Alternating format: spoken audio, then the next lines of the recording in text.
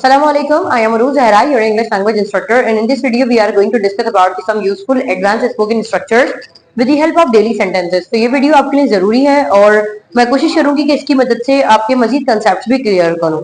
सबसे पहले एक स्ट्रक्चर हमारे पास मौजूद है when it comes to। इसका मतलब होता है जब भी कोई काम करने की बारी आती है। हम कहते हैं ना, जब भी ये काम करने की बारी आती है, जब भी सच बोलने की बारी आती है, जब भी लोगों का मुकाबला करने की बारी आती है, जब भी तुम्हारी मदद करने की बारी आती है, या जब भी मेरी टर्न आती है, तुम ऐसा कर जाते हो। मतलब when it comes to के बाद आपने वर्ब का इजाफा करना है कि क्या करने की बारी है। फॉर एग्जाम्पल, जब भी सच बताने की बारी आती है, when it comes to speak the truth, तुम झूठ बोल देते हो। प्रेजेंट सिंपल का रूल है, सिंपल, यू टेल अ लाई। जब भी लड़ाई करने की बारी आती है, when it comes to fight या when it comes to defend, defend कहते हैं बीच बचाव करना, यानी अपने आप को सेव करना। when it comes to defend, तो पीछे भाग जाते हो, you cry off, you step back। जब भी तनख्वाह हासिल करने की बारी आती है, when it comes to get the salary, तुम इसे जाया कर देते हो, you waste it। जब भी गवर्नमेंट स्कूल जाने की बारी आती है, when it comes to go to the government school, तुम साफ मना कर देते हो, you reject my point, you stop me, you decline me. अब हमें कोई भी सेंटेंस लगाना है वो when it comes to। तो मैं यहां पर बताती हूं, आपने कोई एक दो एग्जाम्पल देख लेनी है मेरे साथ।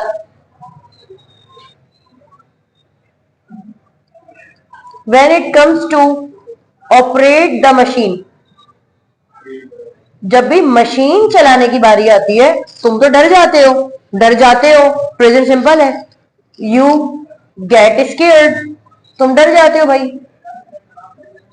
You get scared. ये सी है मेरा छोटा सा खूबसूरत सा, यू गेट स्केयर्ड। जब भी लाइब्रेरी जाने की बारी आती है, when it comes to go to the library, तुम सो जाते हो, यू स्लीप।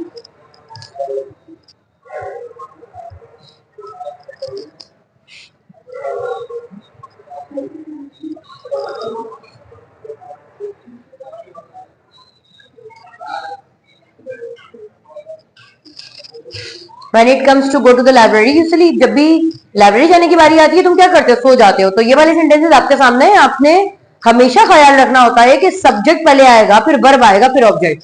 स्टूडेंट, मैं तो बारहा ये बात कहते कहते थक गई हूं कि अपने सेंटेंसेस को सीधा रखें। मतलब पहले सब्जेक्ट लगाएं, उसके बाद वर्ब लगाएं, उसके बाद ऑब्जेक्ट लगाएं।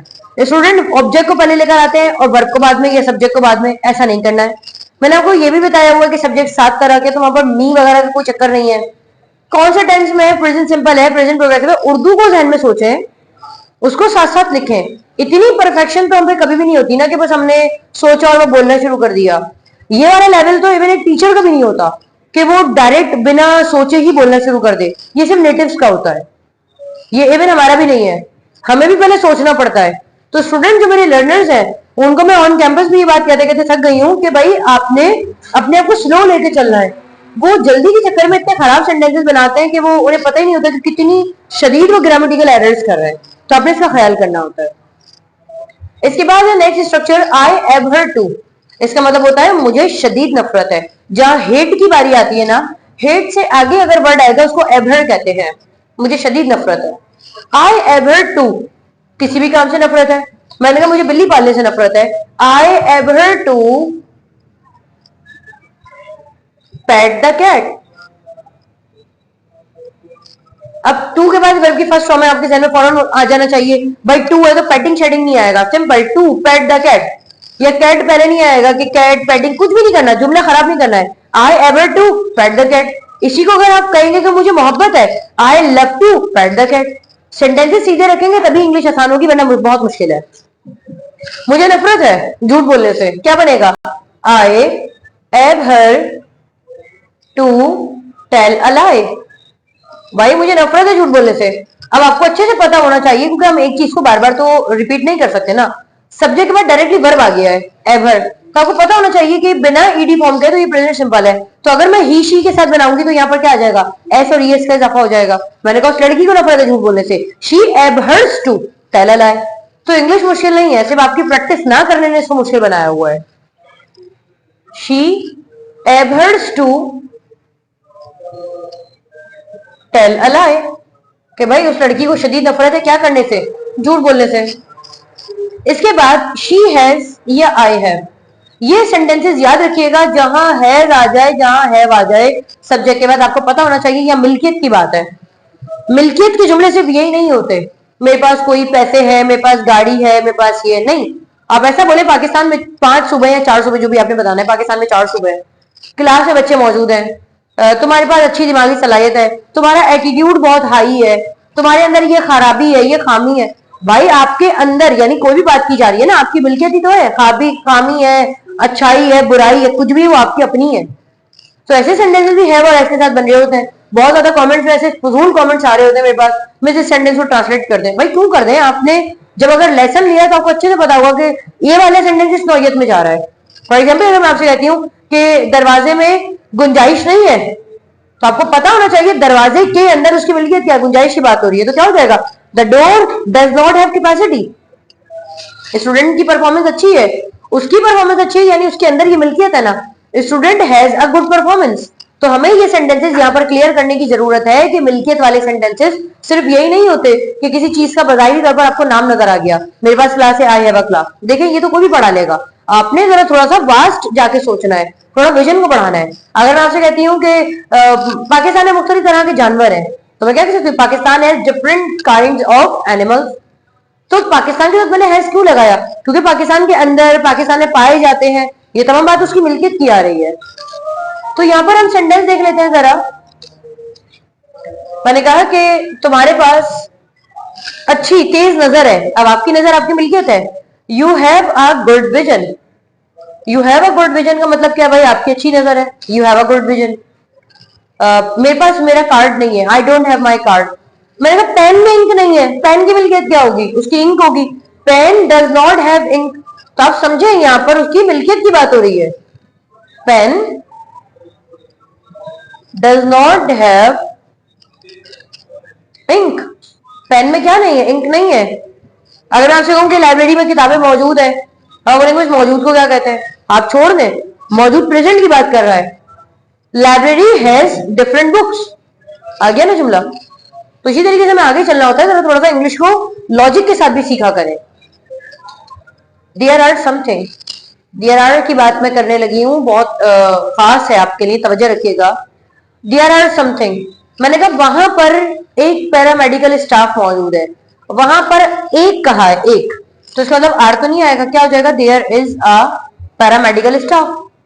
वहां पर एक वैकेंसी है, देयर इज अ वैकेंसी।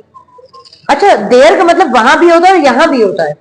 तो अगर मैं आपसे कहूं कि यहां पर एक वैकेंसी है, देयर इज अ वैकेंसी, वहां एक वैकेंसी है, देयर इज अ वैकेंसी, तो यहां या वहां दोनों को देयर कहा जाता है। There is a vacancy, there is a vacancy.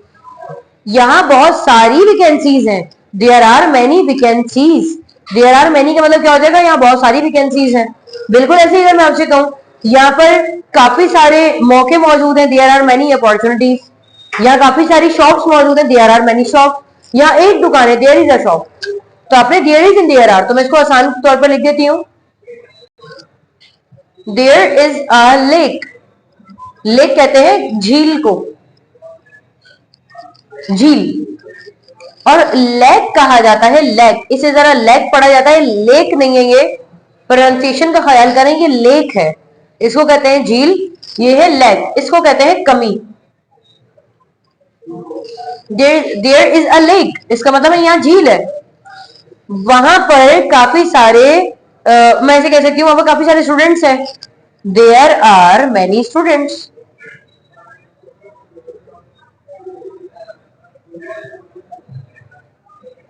There are many students. आगे चलते हैं, इट इज यूजलेस टू। अब इट इज यूजलेस का मतलब क्या हो गया? कि ये तो बेकार है। अगर मैंने कहा कि भाई ये तो बेकार है कि बात की जाए, अब टू आ गया, टू के बाद आपको कितनी बार बताऊंगी यहाँ पर वर्ब की एक्शन फॉर्म ही आने वाली है, तो बेफिक्र होकर लगाएंगे। मैंने कहा आपसे बात करना बेकार है, क्या हो जाएगा? It is useless to talk to you. मैंने कहा पैसे जाया करना बेकार है, it is useless to waste या spend the money. It is useless to spend the money. अब मैं यहाँ पर कुछ सेंटेंसेस कहने लगी हूँ, वीडियो के एंड में आपने उर्दू में पहले इसको ट्रांसलेट, उर्दू में पहले आप नोट डाउन करेंगे, बाद में इसको इंग्लिश में लिखेंगे, तो आप पहले देखते रहें। मैं कहने लगी हूँ पहले सेंटेंस, 5 ही सेंटेंसेस होंगे, इसको देख लेते हैं। जब भी इंग्लिश बोलने की बारी आती है, तुम उर्दू बोलते हो,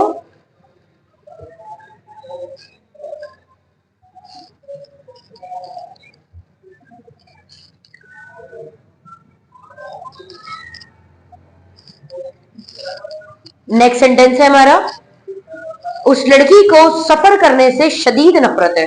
सफर करने को हम ट्रेवल कहते हैं। उस लड़की को सफर करने से शदीद नफरत है। मैं टाइम आपको यूं दे रही हूं ताकि मुझे लग रहा है कि आप मेरे साथ साथ लिख रहे हैं। इसके बाद थर्ड सेंटेंस है, कमीज में 4 बटन है। अब आप अंदाजा लगाए, कमीज, अब कमीज बेजान चीज है ना, इट है, अब उसकी मिल्कियत क्या है, 4 बटन है। तो इसको आप खुद देखकर लिखें, कमीज में 4 बटन है। इसको एक और देखें जरा, इस कंपनी में 12 मुलाजमीन है। इस कंपनी में 12 मुलाजमीन है। फिर नेक्स्ट सेंटेंस देखिएगा, कुछ तो खास है। यहां कुछ तो खास है इस बात को बताने के लिए।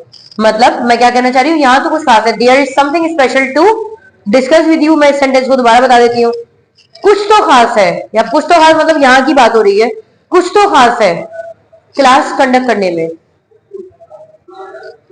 कुछ तो खास है क्लास कंडक्ट करने में। और उसके बाद आखिरी सेंटेंस है, मैंने कहा ये बिल्कुल फजूल सी बात है कि किसी पर भरोसा किया जाए। ये बिल्कुल फजूल सी बात है कि किसी पर भरोसा किया जाए यानी एतबार किया जाए। तो ये सेंटेंसेस मैंने यहाँ पर जो करवाए थे, इनकी मैंने वर्कशीट आपको बता दी है। इनको करने के बाद आप मुझे कमेंट सेक्शन में बता सकते हैं। इसके साथ ही मुझे इजाजत दीजिए, इंशाल्लाह आपसे फिर मुलाकात होगी एक नई वीडियो में। अपना बहुत सा ख्याल रखिएगा। अल्लाह हाफ़िज़।